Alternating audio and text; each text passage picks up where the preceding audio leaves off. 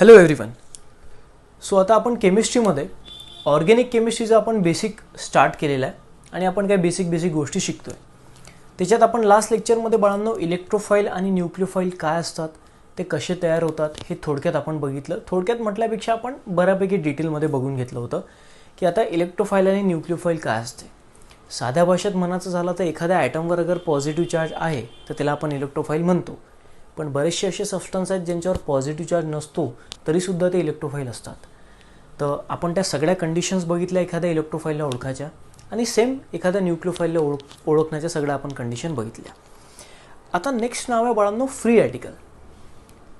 हा तर खूप जास्त कामाचा आहे. फ्री रॅडिकल बघूयात फ्री रॅडिकल काय असते. त्याच्या अगोदर आपण आता एक एक्झाम्पल बघू. सपोज बाळांनो माझ्याकडे एक सबस्टन्स आहे ए बॉन्ड बी. हा कुठला तरी एक सबस्टन्स आहे आणि हा बॉन्ड आहे आणि जो की आहे कोव्हॅलंट बॉन्ड. हा कोव्हॅलंट बॉन्ड आहे. आता आपल्याला माहीत असते बाळांनो कोव्हॅलंट बॉन्ड बनतो कसा. आपण आता ते बघू. सपोज ए या ॲटमनी आणि बी या ॲटमनी त्या दोघांचे एक एक इलेक्ट्रॉन शेअर केले. दोघांनी काय केले, एक एक इलेक्ट्रॉन शेअर केले आणि एक एक इलेक्ट्रॉन शेअर केल्यामुळे हा एक बॉन्ड बनला. ओके. तर आता बाळांनो आपल्याला हे दिसत आहे की एका बॉन्डमध्ये कधी पण किती इलेक्ट्रॉन असतात बाळांनो, 2 इलेक्ट्रॉन. एका बॉन्डमध्ये कधी पण किती इलेक्ट्रॉन असतात, 2 इलेक्ट्रॉन असतात. एक इलेक्ट्रॉन याचा आहे आणि एक इलेक्ट्रॉन याचा आहे, हे त्यांनी शेअर केले. आता मी यांनाच नाव देतो पेअर ऑफ इलेक्ट्रॉन. काय म्हणत असतो, पेअर ऑफ इलेक्ट्रॉन. आता होणार काय बाळांनो, सपोज आता हा बॉन्ड तुटला. सपोज हा बॉन्ड तुटला.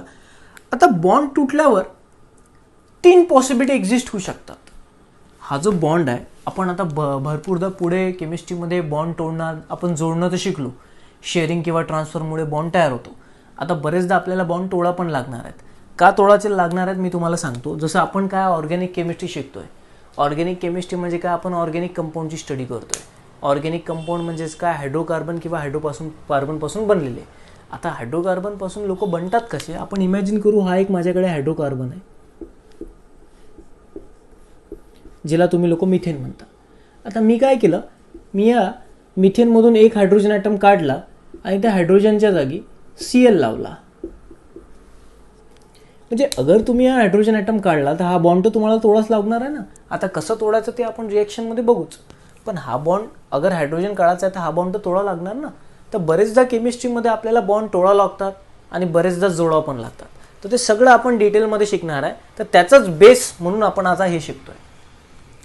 तर सपोज आता बॉन्ड कसा तोडला, कोणी तोडला, कशामुळे तुटला ते सोडा. सपोज बॉन्ड तुटला तर बॉन्ड तुटल्यावर बाळांनो 3 पॉसिबिलिटी एक्झिस्ट होतात. आता त्या 3 पॉसिबिलिटी मी तुमच्या डोळ्यासमोर आणतो, नीट समजून घ्या.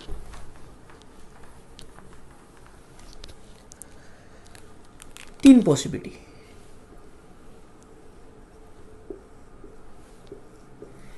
आता जेव्हा हा बॉन्ड तुटला तेव्हा सगळ्यात पहिली पॉसिबिलिटी आपण असं म्हणू की इमॅजिन करा आता ए आणि बी यांनी एक एक इलेक्ट्रॉन शेअर केला. का बॉ शेअर केला त्यांनी. आता मी तुम्हाला एक एक्झाम्पल देतो, त्या एक्झाम्पलवरून आपण समजून घेऊ. सपोज बाळांनो मी आणि माझा मित्र आम्ही दोघंही शाळेमध्ये आहे शिकायला आणि आता डब्बा खायची बेल झाली आणि त्या रेसेसमध्ये आम्ही दोघंही कॅन्टीनमध्ये गेलो. मी माझा टिफिन आणला, त्यांनी त्याचा टिफिन आणला. मी एक भाजी आणली, त्यांनी एक प्रकारची भाजी आणली. दोघांनी अलग अलग प्रकारच्या भाज्या आणल्या. आता आम्ही कॅन्टीनमध्ये टेबलवर बसलेलो आहोत. तुम्ही इमॅजिन करा सगळी ती सिच्युएशन. आता आम्ही टेबलवर बसलेलो आणि तो टिफिन खातोय. एक सेकंड. आम्ही टेबलवर बसलोय आणि तो टिफिन खातोय. आता आम्ही मित्र या नात्यांनी दोघांनी एकामेकाला डब्बा शेअर केला. म्हणजे मी माझा पण डब्बा खातोय, त्याचा पण खातोय, तो त्याचा पण खातोय आणि माझा पण खातोय. यालाच आपण शेअरिंग म्हणतो. चला ठीक आहे. आता अगर समोरच्यांनी कोणी मला प्रश्न विचारला की तू किती भाजी खाल्ल्या, तर मी म्हणणार 2 भाज्या खाल्ल्या, कारण की माझ्याकडे 2 डबे होते. आणि तोच प्रश्न अगर त्याला कोणी विचारला की तुझ्याकडे किती भाज्या होत्या, तू किती डबे खाल्ले, तर तो सुद्धा म्हणणार मी 2 भाज्या खाल्ल्या, माझ्याकडे 2 डबे होते. शेअरिंगचा अर्थ हाच होतो. आता तसंच यांनी एक इलेक्ट्रॉन शेअर केला आणि यांनी सुद्धा एक इलेक्ट्रॉन शेअर केला. ओके. आता इलेक्ट्रॉन हे का शेअर करत होते, कारण की त्यांना गरज होती. कारण की सगळ्यांना त्याचं आपलं आउटरमोस्ट शेलमध्ये 8 इलेक्ट्रॉन आणायचे आहेत. म्हणजे इलेक्ट्रॉनची गरज तर या दोघांना सुद्धा होती. त्यामुळे त्यांनी सुद्धा शेअर केला आणि यांनी सुद्धा शेअर केला. Okay fine. हे आपल्याला एवढं कळलं. आता सपोज इमॅजिन करा आपला एक इमॅजिनेशन करायला लावतो. सपोज हा जो कार्बन आहे आणि हा जो हायड्रोजन आहे. ओके, आता तसं कार्बनकडे तर आउटरमोस्ट शेलमध्ये 4 इलेक्ट्रॉन असतात हे आपल्या सगळ्या लोकांना माहिती आहे. आता हायड्रोजन आणि कार्बनला स्टेबल व्हायचं आहे, तर यांनी काय केलं, एक इलेक्ट्रॉन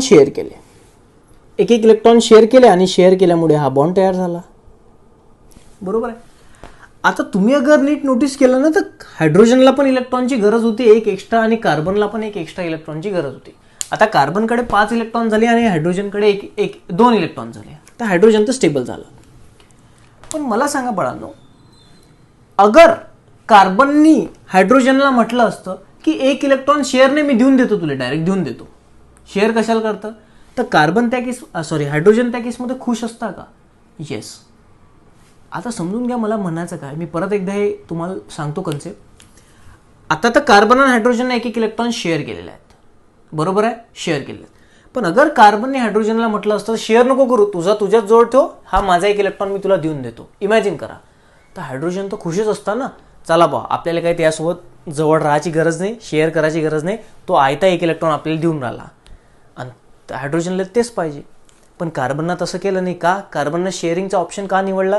कारण की कार्बनला सुद्धा त्या हायड्रोजनचा 1 इलेक्ट्रॉन पाहिजे होता आणि हायड्रोजनला पण सुद्धा त्या कार्बनचा 1 इलेक्ट्रॉन पाहिजे होता. दोघांना एकामेकाचे 1 इलेक्ट्रॉन पाहिजे होते, म्हणून त्यांनी शेअरिंगमध्ये पार्टिसिपेट केला. ना यांनी त्याला दिला ना त्यांनी याला दिला. पण अगर द्यायची गोष्ट झाली असती तर खुशच असता ना हायड्रोजन.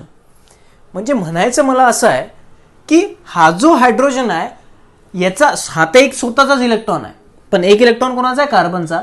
तर हा हायड्रोजन हमेशा प्रयत्न करते की यार काश त्यांनी हा 1 इलेक्ट्रॉन मला देऊन दिला असता. म्हणजे हायड्रोजन काय करतो, ही जी शेअर्ड पेअर ऑफ इलेक्ट्रॉन आहे ही याच्याकडे ओढण्याचा प्रयत्न करतो, म्हणजे जेणेकरून दोन्ही माझ्याकडे इलेक्ट्रॉन राहतील. मी एक एक्झाम्पल घेतो. आता आम्ही दोघं डब्बे खाऊन राहिलो. आता माझा डब्बा आणि त्याचा डब्बा, दोघांचे डब्बे मधात आहेत. आम्ही हात टाकून खातोय, तो त्याचा हात टाकून खातोय, दोघांचे डब्बे मधात आहेत. आता इमॅजिन करा गाईज, मी काय प्रयत्न करणार की दोन्ही डब्बे माझ्याकडे असायला पाहिजे आणि मी इथनं खाणार. तो काय प्रयत्न करणार, दोन्हीही डब्बे त्याच्याकडे असायला पाहिजे जेणेकरून तो त्याच्यातनं खाणार. हालाकी आम्ही शेअरिंगच केलेली आहे, पण आम्ही प्रयत्न काय करतोय, दोन्ही डब्बे माझ्याजवळ असायला पाहिजे. तो प्रयत्न करतो दोन्ही डब्बे त्याच्याकडे असायला पाहिजे. आता प्रश्न हा आहे की ते दोन्ही डब्बे मधात राहतील, त्याच्याकडे शिफ्ट होतील की माझ्याकडे शिफ्ट होतील, हे तर डिपेंड करते आमच्या दोघांपैकी शक्तिशाली कोण आहे, पॉवरफुल कोण आहे. इमॅजिन करा तो जो माझा मित्र आहे तो खूप पॉवरफुल आहे, म्हणजे तो असं समजा एकटा 100 लोकांना मारू शकतो, सगळे लोक भीतात त्याला, खूप पॉवरफुल आहे. आणि माझ्यासमोर तो बसलेला आहे आणि मी त्याच्यासमोर बसलेलो आहे. आता मला सांगा, हे दोन्ही डब्बे मधात असतील, माझ्याकडे असतील की त्याच्याकडे? ऑफकोर्स त्याच्याकडे, कारण की तो पॉवरफुल आहे, त्याने दोन्ही डब्बे ओढलेले आहेत. आता मी तर त्याला भिवून राहिलो कारण की माझी एवढी शक्ती नाही, तर मी लांबून हात टाकून तो खाऊन राहिलो. हालाकी आताही शेअरिंगच केलेली आहे आम्ही, आताही दोन्ही डब्बे आम्ही दोघंही खातोय, पण तो पॉवरफुल असल्याच्यानं दोन्ही डब्बे कसे कोणाकडे शिफ्ट झालेले आहेत, त्याच्याकडे. तर आता हा सगळा जो कन्सेप्ट सांगितला मी, आता नीट बघा होणार काय. इमॅजिन करा बाळांनो, आता ए आणि बी मध्ये नीट समजून घ्या, ए आणि बी मध्ये बी हा पॉवरफुल आहे, ए पेक्षा. बी हा पॉवरफुल आहे ए पेक्षा. तर तशा केसमध्ये काय होणार बाळांनो माहित आहे का, हे दोन्ही इलेक्ट्रॉनची पेअर माहित आहे का बी कडे असते. बी पकडून ठेवते इलेक्ट्रॉनची पेअर, कारण की बी हा पॉवरफुल आहे. आपण हा जो शब्द मी वापरून राहिलो पॉवरफुल, याला आपण इलेक्ट्रोनिगेटिव्हिटी म्हणणार आहे काही दिवसानंतर. डोंट वरी, आपण शिकणार. सध्या फक्त एक बेसिक म्हणून गोष्टी तुमच्या कानावरून जाऊ द्या. तर चला, अगर बी पॉवरफुल असणार, या दोघांपैकी बी पॉवरफुल आहे, तर हा काय करणार, इलेक्ट्रॉनची पेअर स्वतःकडे ओढून ठेवतो. ओके. आता जेव्हा बॉन्ड तुटणार, आता बॉन्ड तर तोडायचाच आपल्याला, कारण की आपल्याला पुढे केमिस्ट्री सरकवायची आहे, बॉन्ड तर तोडायचा आहे. आता इमॅजिन करा, तो माझा पॉवरफुल मित्र मी आणि दोघांनी आम्ही डब्बे शेअर केले. आता अशी एक सिच्युएशन आली की एक तर तो दोन्ही डब्बे घेऊन जाईन, एक तर मी दोन्ही डब्बे घेऊन जाईन. तर मला सांगा, ते दोन्ही डब्बे कोण घेऊन जाणार? ऑफकोर्स, अगर आता आमच्या दोघांचे भांडणं झाले आणि आमच्यामधलं ते बॉन्डिंग तुटणार आहे, तर दोन्ही डब्बे कोण घेऊन जाणार? ऑफकोर्स तो, कारण की तो पॉवरफुल आहे. माझी काही चालती आहे का त्याच्यासमोर? नाही. तर जेव्हा आमच्यामधला बॉन्ड तुटला, तर ते दोन्ही डब्बे कोण घेऊन गेला? तो. एक्झॅक्टली केमिस्ट्रीमध्ये जेव्हा हा बॉन्ड तुटणार, तेव्हा हे दोन्ही इलेक्ट्रॉन कोण घेऊन जाणार? बी. आता सिच्युएशन बघा काय, काय जनरेट होणार, जेव्हा हा बॉन्ड तुटला बाळांनो, तर मला सांगा ए चा एक इलेक्ट्रॉन गेला की नाही. यस, अगर ए चा एक इलेक्ट्रॉन गेला तर ए वर कोणचा चार्ज, पॉझिटिव्ह. पण बाळांनो एक इलेक्ट्रॉनचा बीचा होताच, पण बी मध्ये एक एक्स्ट्रा इलेक्ट्रॉन आला तर बी वर कुठला charge, negative. Are you getting guys, are you getting. म्हणजे जेव्हा आपण हा बॉन्ड ब्रेक केला तेव्हा हे जे पेअर ऑफ इलेक्ट्रॉन आहे कोणा एकाकडे शिफ्ट झाली, कारण की आपण असं कन्सिडर केलं बी हा पॉवरफुल आहे ए पेक्षा इलेक्ट्रॉनला खेचण्याच्या मामल्यामध्ये, तर ते पूर्ण पेअर बी कडे गेली. पण पेअर मध्ये एक इलेक्ट्रॉन तर बीचाच होता ना, पण बी मध्ये एक एक्स्ट्रा इलेक्ट्रॉन हा आला एचा, तर एक एक्स्ट्रा इलेक्ट्रॉन आल्याच्या ना बी वर निगेटिव्ह चार्ज. पण बाळांनो एचा तर एक इलेक्ट्रॉन चालला गेला ना, मग ए वर कोणता चार्ज, पॉझिटिव्ह चार्ज. आता इलेक्ट्रॉन गेल्याने कुठला चार्ज येते आणि आल्याने कुठला चार्ज येते हे मी लास्ट लेक्चरमध्ये सांगितलेलं आहे तुम्हाला. चला, हे कंडिशन जनरेट झाली.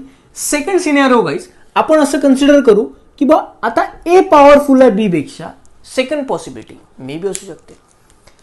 आता अगर बाळांनो ए पॉवरफुल असला बी पेक्षा तर सिच्युएशन काय येणार, हे जे पेअर ऑफ इलेक्ट्रॉन आहे हे कोणाकडे शिफ्ट असणार, ए कडे. आता जेव्हा मला हा बॉन्ड ब्रेक करायचा आहे तर बॉन्ड तुटल्यावर बाळांनो, बॉन्ड तुटल्यावर पूर्ण दोन्हीच्या दोन्ही इलेक्ट्रॉन कोण घेऊन येणार, ए.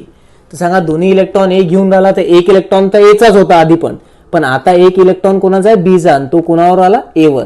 म्हणजे अगर ए कडे एक एक्स्ट्रा इलेक्ट्रॉन आला तर ए वर कुठला चार्ज, निगेटिव्ह. पण बाळांनो हा तर त्याचाच होता, गेला तर काही गम नाही, पण आपला एक इलेक्ट्रॉन पण ए घेऊन गेला ना, तर बी वर कुठला चार्ज, एक पॉझिटिव्ह, कारण की एक इलेक्ट्रॉन गेला म्हणून बी वर एक पॉझिटिव्ह. तर बघा ह्या दोन पॉसिबिलिटी आहेत. आणि आता तिसरी पॉसिबिलिटी काय होऊ शकते की बा दोघंही सारखेच पॉवरफुल आहेत. आता माझा मित्र टेबलवरचा आणि मी, आम्ही दोघंही शक्तिशाली आहोत, सारखीच ताकद आहे. तर जेव्हा आमच्यामधलं बॉन्ड तुटणार तो त्याचा नेईन, मी माझा नेईन, डब्बा. Are you getting. तर जेव्हा दोघंही सारखेच पॉवरफुल आहेत तर ही जी पेअर असते इलेक्ट्रॉनची ही मधात असते, आणि जेव्हा बॉन्ड तुटतो तेव्हा ए आपला इलेक्ट्रॉन घेऊन जातो, बी आपला इलेक्ट्रॉन घेऊन जातो. म्हणजे काय जनरेट होणार, आता मला सांगा हे आपल्याला शिकायचं आहे. सांगा एनी एचा इलेक्ट्रॉन आणला तर ना तर एचा इलेक्ट्रॉन कमी झाला ना वाढला, हा तर त्याचाच होता, तर एवर कुठला चार्ज येणार का, नाही. बीनी ना कोणाला इलेक्ट्रॉन दिला ना घेतला, स्वतःचाच घेतला, कोणाला दिला पण नाही, तर बीवर कुठला चार्ज येणार का, नाही. तर अशा लोकांनाच आपण म्हणत असतो बाळांनो फ्री रॅडिकल. काय म्हणत असतो, फ्री रॅडिकल. हा पण कोण आहे, फ्री रॅडिकल. आता यांना काय नाव देतात तुम्हाला तर माहित आहे, हा कोण आहे, इलेक्ट्रोफाईल. हा कोण आहे, न्यूक्लिओफाईल. हा न्यूक्लिओफाईल, इलेक्ट्रोफाईल. पण ज्या स्पेसिसवर चार्जेस नसते बॉन्ड तुटल्यावर ते कोण असतात, तर फ्री रॅडिकल.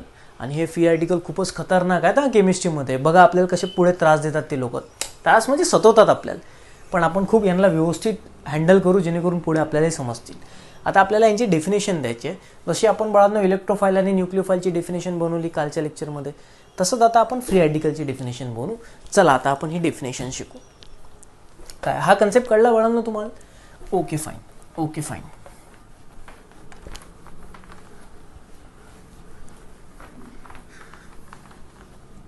आता आपण एक एक्झाम्पल घेऊन हे समजून घेऊ. सपोज माझ्याकडे एक मिथेन मॉलिक्यूल आहे. चला मी मिथेन मॉलिक्यूलला थोडं अलग भाषेत सांगतो. कार्बनकडे 4 आउटरमोस्ट, तसे कार्बनकडे टोटल 6 इलेक्ट्रॉन आहेत, पण कार्बनच्या आउटरमोस्ट शेलमध्ये 4 इलेक्ट्रॉन आहेत. हायड्रोजन, अरे हे बनवलेलं आहे आपण आधीच, मी परत करतोय. आता तुम्हाला माहिती आहे कार्बन एक इलेक्ट्रॉन शेअर करतो. चलो शेयरिंग शेयरिंग शेयरिंग और शेयरिंग. अब ये हो गया आपका मीथेन. कैसा हो गया आपका methane, carbon hydrogen carbon hydrogen carbon hydrogen carbon hydrogen. ठीक है ना गाइस. अभी आप अगर ध्यान से थोड़ा देखेंगे, आप अगर इमेजिनेशन करोगे तो बच्चों कार्बन और हाइड्रोजन में ये जो बॉन्ड दिख रहा है इसमें एक इलेक्ट्रॉन शेयर किए हुए. अब एक इलेक्ट्रॉन किसका है, एक इलेक्ट्रॉन तो है कार्बन का और एक इलेक्ट्रॉन किसका है, हाइड्रोजन का. ठीक है ना. चलो ठीक है, हाँ बात समझ में आई. अभी मान लो यहां पे भी वही सिचुएशन है. ठीक है. अभी मान लो बच्चों, अगर ये बॉन्ड मैंने ब्रेक किया और कुछ इस तरह से ब्रेक किया कि कार्बन ने अपना इलेक्ट्रॉन लेके आया और हाइड्रोजन ने अपना इलेक्ट्रॉन लेके आया। तो सिचुएशन आपके सामने किस तरह से आएंगी, H bond C bond H bond H। अभी देखो कार्बन ने अपना इलेक्ट्रॉन लेके आया और हाइड्रोजन अपना इलेक्ट्रॉन लेके गया। अब मुझे बताओ कार्बन के ऊपर कौन सा चार्ज आएगा, पॉजिटिव या निगेटिव। आप बोलोगे सर ना तो कार्बन का एक इलेक्ट्रॉन लूज हुआ, ना तो कार्बन ने एक इलेक्ट्रॉन गेन किया, उसने तो अपना ही इलेक्ट्रॉन लिया ना। अगर वो किसी और का इलेक्ट्रॉन लेता तब मैं बोलता कि उसने गेन किया, अगर वो अपना इलेक्ट्रॉन किसी और को देता तो तब मैं बोलता कि उसने लूज किया। सर ना तो इसने गेन किया ना तो लूज किया, अपना ही था वो ही लिया, तो सर कार्बन के ऊपर कोई चार्ज आएगा ही नहीं। सेम बात हाइड्रोजन की होंगी, फिर हम इसको क्या बोलते हैं, इसके ऊपर कोई चार्ज नहीं आएगा, तो इसको ये ना तो इलेक्ट्रोफाइल है ना तो न्यूक्लियोफाइल है, तो can I call it a free radical, yes. तो ये फ्री रेडिकल हो गया। अभी देखो बच्चों, जो भी फ्री रेडिकल जनरेट होते हैं वो फ्री रेडिकल का अगर आप नेचर देखोगे तो वो देखो नेचर कैसा है। अभी मान लो ये कार्बन के ऊपर है, उसका इलेक्ट्रॉन है, तो इसको हम लोगों ने फ्री रेडिकल बोल दिया। तो कोई भी अगर आप फ्री रेडिकल उठाओगे तो फ्री रेडिकल को आप जरा ध्यान से अगर नोटिस करोगे तो फ्री रेडिकल में जो होते हैं वो अनपेयर्ड इलेक्ट्रॉन होते हैं। अच्छा, अब ये अनपेयर्ड का मतलब क्या, देखो अगर 2 इलेक्ट्रॉन है इसका मतलब ये पेयर है, और अगर एक सिंगल इलेक्ट्रॉन है तो ये क्या है, unpaired. Unpaired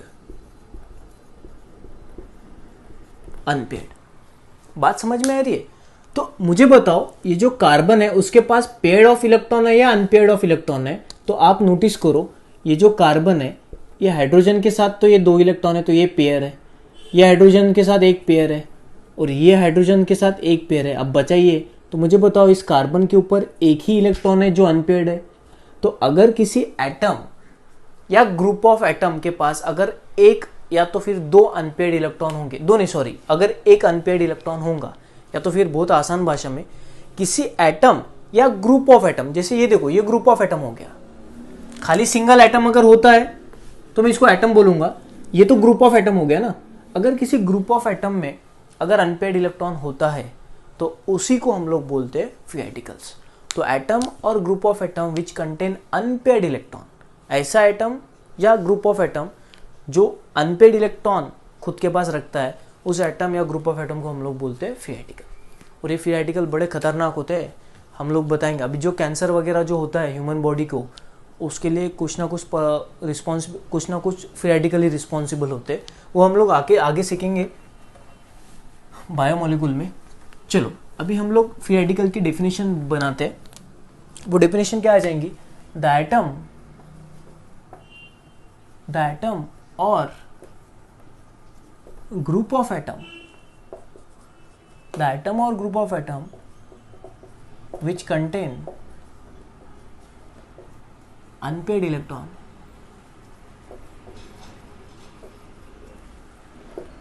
is called as free radical.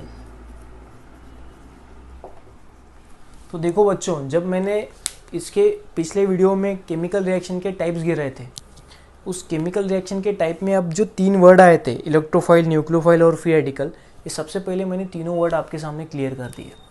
अब ये अभी आपको पूरा नॉलेज है इलेक्ट्रोफाइल न्यूक्लियोफाइल क्या होता है, वो कैसे बनते हैं, जनरेट कैसे होते हैं।